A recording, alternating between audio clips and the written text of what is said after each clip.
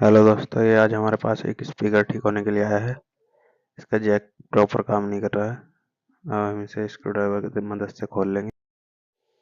दोस्तों, वीडियो पसंद आई है तो वीडियो को लाइक और चैनल को सब्सक्राइब जरूर करें।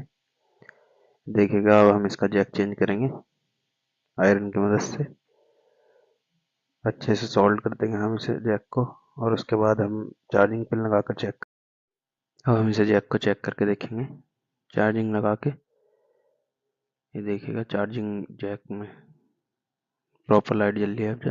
अब हम इसे इसके कैबिनेट में दोबारा से फिट कर देंगे और उसके बाद चेक करेंगे, और हमारा स्पीकर फिर अच्छे से वर्क करेगा, चार्ज भी होगा और अच्छे से सॉन्ग सुनाएगा। ये हमने ठीक से फिट कर दिया है। अब देखिएगा, चार्जिंग चल रही है प्रॉपर, हिल भी नहीं रही है। Thank you for watching.